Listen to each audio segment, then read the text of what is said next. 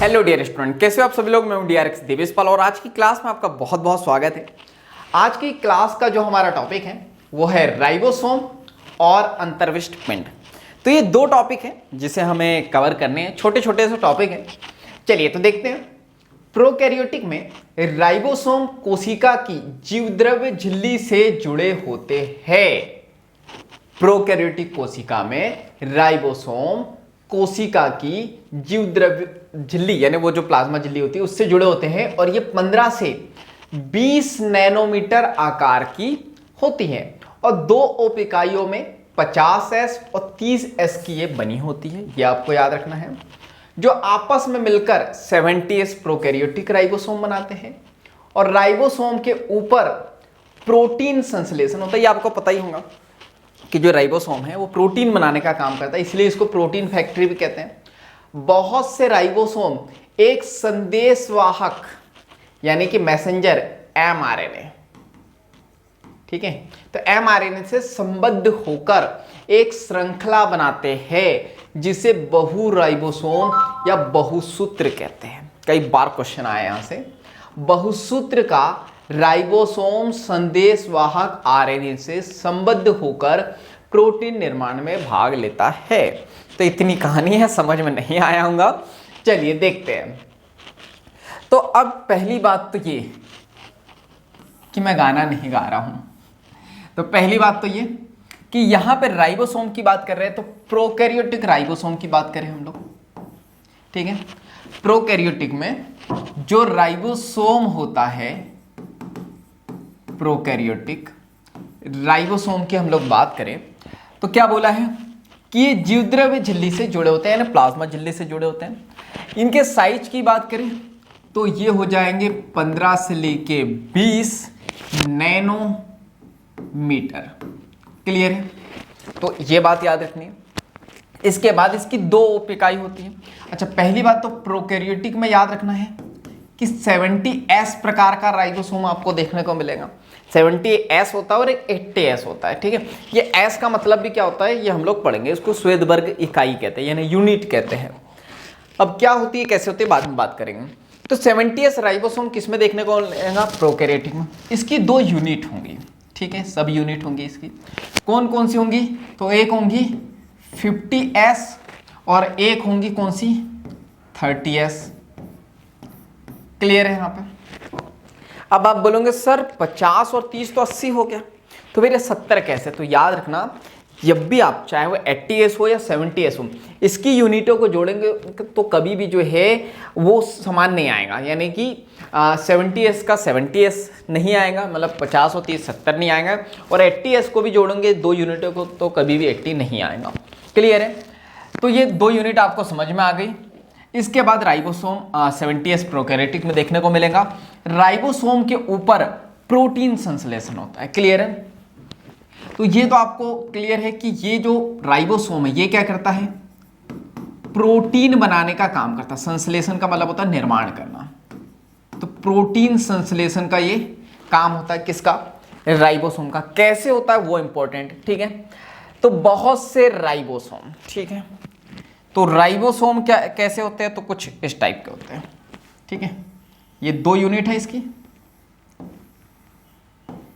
ये राइबोसोम, एक और दो सब यूनिट, ठीक है।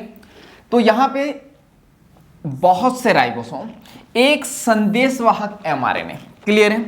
तो यहां पे एक एमआरएनए बन जाएगा। तो ये बीच में क्या होता है? ये एमआरएनए की एक पट्टी होती है। क्लियर है? तो ये क्या हो गया? एमआरएनए। क्लियर है? और क्या हो गई? एमआरएनए के बाद ये क्या हो गए? तो ये हो गए राइबोसोम। क्लियर? राइबोसोम हो गए। अगर इधर कुछ कट जा रहा हो, नहीं दिख रहा हो तो समझ लेना मैं बोल रहा हूं, ठीक है। तो ये राइबोसोम और एमआरएनए। कई बार क्वेश्चन आता है कि प्रोटीन बनाने के लिए जो है दो चीजें कौन कौन सी होती है? तो पहला एमआरएनए, दूसरा राइबोसोम। क्लियर है? तो यहां पे हमने क्या देखा कि यहां पे बहुत से राइबोसोम एक संदेशवाहक आरएनए संबद्ध होकर यानी कि जुड़कर एक श्रृंखला बनाते हैं, यानी कि एक चैन बनाते हैं। क्लियर है? एक श्रृंखला बनाते हैं जिसे बहुराइबोसोम या बहुसूत्र कहते हैं। वेरी इंपॉर्टेंट, क्लियर है। अब ये जो श्रृंखला है या जो ये चैन है, वेरी इंपॉर्टेंट, इसको क्या कहेंगे हम लोग? इसको कहते हैं हम लोग पॉलीराइबोसोम, क्लियर है, यानी कि बहुराइबोसोम। ठीक है, बहुराइबोसोम या पॉलीराइबोसोम कहते हैं, या इसको बहुसूत्र कहते हैं, यानी कि या तो इसको हम कह देंगे पॉलीसोम, क्लियर है। तो ये इंपॉर्टेंट याद रखना, पॉलीराइबोसोम आपको नहीं भूलना है, क्वेश्चन आया हुआ है, क्लियर है। तो बहुसूत्र यानी कि पॉलीराइबोसोम का राइबोसोम संदेशवाहक आरएनए यानी कि एमआरएनए से संबद्ध होकर प्रोटीन का निर्माण करता है। तो अब ये जो पॉलीराइबोसोम है ये क्या करेगा? प्रोटीन संश्लेषण करेगा। तो ये वेरी इंपॉर्टेंट याद रखना है। तो क्वेश्चन इतने डीप लेवल पे आएंगे, ये नहीं आएगा कि प्रोटीन फैक्ट्री किसे कहते हैं बताइए। ये तो जो है 7वीं 8वीं का क्वेश्चन है, 7th 8th क्लास का। तो प्रोटीन फैक्ट्री ये आप पढ़ते आ रहे होंगे, फैक्ट्री। तो ये जो है राइबोसोम को ही कहते हैं, ये कई बार आपने सुना होगा। तो प्रोटीन संश्लेषण कैसे होता है ये मैंने आपको बताने की कोशिश की, क्लियर है यहाँ तक? तो फटाफट जो है स्क्रीनशॉट लो, तो बाकी फिर हम लोग नेक्स्ट देखेंगे। चलो ले लिया स्क्रीनशॉट, साथ में नोट्स भी बनाते चलो। चलिए इसके बाद हम लोग अंतर्विष्ट पिंड की कहानी देखते हैं कि यहाँ पे क्या होता है। देखो तो चलो इसको पढ़ते हैं हम लोग। तो अंतर्विष्ट पिंड की बात करूं, जिसको इंक्लूजन्स बॉडीज हम लोग कहते हैं। तो अंतर्विष्ट पिंड की बात करें तो प्रोकैरियोटिक कोशिका में बचे हुए पदार्थ कोशिका द्रव्य में अंतर्विष्ट पिंड के रूप में संचित होते हैं। यानी कि सिंपल सी बात यह है कि यहाँ पे देखो किसकी, प्रोकैरियोटिक, यानी कि मैंने बोला जब भी प्रोकैरियोटिक कोशिका की बात करेंगे तो हम लोग बैक्टीरिया की बात कर देंगे। ये 3 आवरण होते हैं। 3 आवरण के नाम मैंने आपको बताए थे और बताया भी था कि कमेंट्स बॉक्स में आप मुझे बता देना। तो ये कोशिका द्रव्य में, ठीक है। तो इसमें क्या होगा? कोशिका द्रव्य होगा, ठीक है। तो इसमें टिप टिप बरसा पानी, हर पानी ने आग लगाई। ये झूठ है, ये वहम है कि पानी ने आग लगाई, क्योंकि पानी कभी आग लगाता नहीं है। इसलिए मैं बोलता हूँ बॉलीवुड के गाने आप सिर्फ सुना करो, उसको ज़्यादा सीरियसली मत लिया करो, ये बायो में काम नहीं आते हैं। क्योंकि आपने सुना होगा जिगरे में दम है तो आजा, जिगरा कहाँ हो तो यहाँ नहीं। गुलाबी आंखें तेरी देखी कभी गुलाबी आंखें आपने? नहीं देखी, तो इसलिए बोलता हूँ बायो में बॉलीवुड को इंक्लूड मत किया करो। तो ये जो है साइटोप्लाज्म हो गया, ठीक है।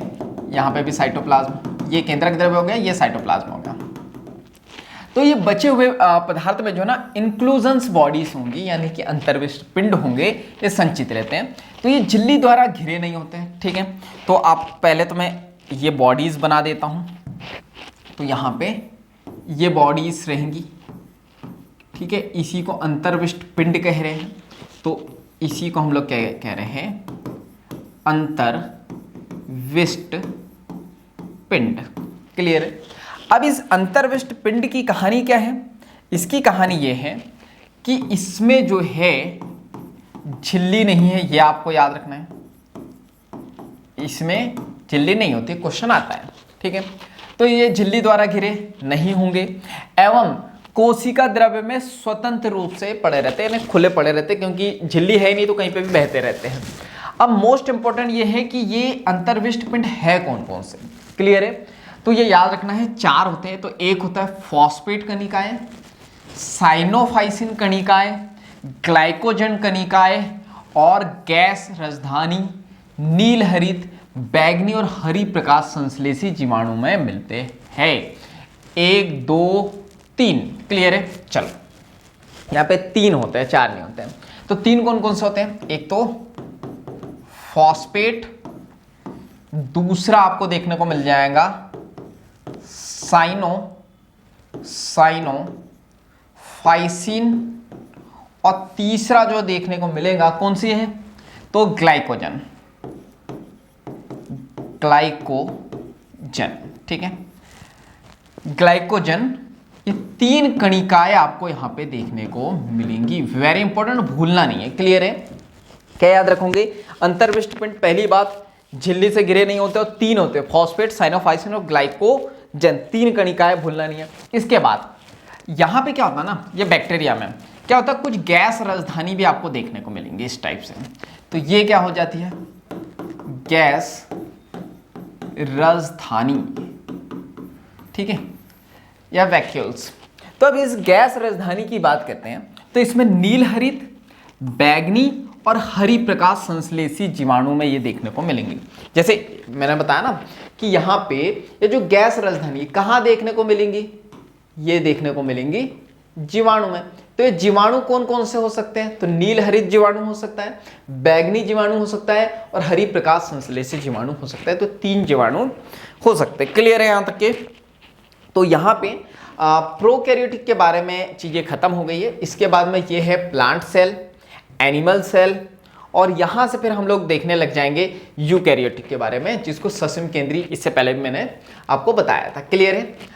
तो इसके बारे में हम लोग जो है अगली क्लास में देखेंगे। तो क्या करना है, जल्दी से आपको वीडियो को लाइक कर दो। लाइक का तो मैंने कभी बोला ही नहीं आपको, तो लाइक कर दिया करो अपने से। मुझे लगा कि कॉमन सेंस होगा आपके पास में। तो पसंद आता है आपको, क्लास पसंद आती है तो वीडियो को लाइक कर दिया करो और ज़्यादा से ज़्यादा लोगों तक के शेयर कर दिया करो, क्योंकि जब हम दूसरों की हेल्प करते हैं तो ये नेचर हमारी हेल्प करता है। चैनल पर नए हो तो जल्दी से सब्सक्राइब कर दो, बेल आइकन को दबा दो, ताकि ऐसे वैल्यूबल क्लास के नोटिफिकेशन सबसे पहले आपको मिलते रहे। बाकी हम लोग मिलेंगे नेक्स्ट वीडियो में, नेक्स्ट क्लास में, इस तरह हंसते हुए, मुस्कुराते हुए, लाइफ में आगे बढ़ते हुए, कुछ नया नया सीखते हुए। जब तक के लिए thank you so much, bye bye and go for success.